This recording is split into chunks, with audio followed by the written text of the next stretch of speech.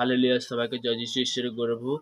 আমি রোজ যেমন আশীর্বাদের বাক্য আশীর্বাদের বার্তাতে আসি পিতা পুত্র পবিত্র আত্মা নামে। তো আজকের আমি পবিত্র বাইবেলের মধ্যে যে আমরা যে সেই পাপের বিষয় সে পরিত্রাণ কি করে পেতে পারি সেই উদ্ধারের বিষয়ে আমরা প্রার্থনাতে যাব। তো তেমনি বলতে কি গীত সংগীতা তার 51 অধ্যায় তার 1 থেকে একদম 5 পদ পর্যন্ত আমি শেয়ার করব। হে ঈশ্বর, তোমার দয়া অনুসারে আমার প্রতি কৃপা করো, তোমার করুণা বহুল্য অনুসারে আমার অধর্ম সকল মার্জনা করো। আমার অপরাধ হইতে আমাকে নিঃশ্বাস ধুত করো, আমার পাপ হইতে আমাকে সূচি করো, কেননা আমি নিজে আমার অধর্ম সকল জানি। আমার পাপ শুধু তোমার সম্মুখে আছে।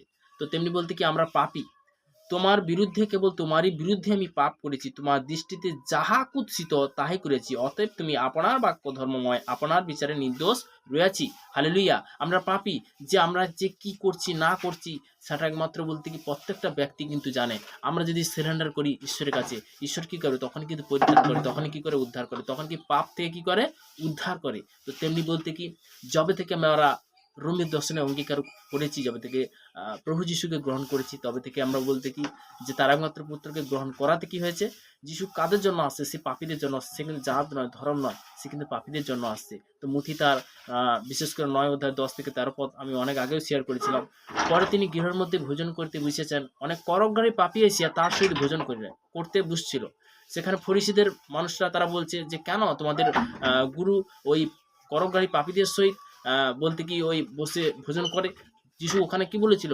যিশু উত্তর করলেন, আমি ভালো মানুষের জন্য আসিনি, আমি পীড়িতদের জন্য আসছি, অসুস্থর জন্য আসছি, পাপীদের জন্য আসছি। তো তিনি হলেন পাপীদের জন্য আসছে। আমরা আজকের যে পাপ থেকে পরিত্রাণ কি করে উদ্ধার পেতে পারি, দ্বিতীয় বংশাবলী তার 7 অধ্যায় 14 পদে পিতার বাক্য বলে গেছে। কি বলে গেছে?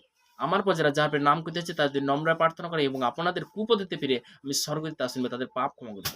পিতাগো সর্বদাই পিতাগো, আজকের যে পবিত্র বচন তুমি শোনালে তোমাকে অসংখ্য ধন্যবাদ করি পিতাগো। পিতাগো সর্বদাই যে সকল সন্তান আছে পিতাগো, তাদেরকে তুমি সেই পাপ থেকে পরিত্রাণ করো, তাদেরকে তুমি উদ্ধার করো প্রভু, তুমি উদ্ধার করতে মালিক প্রভু গো।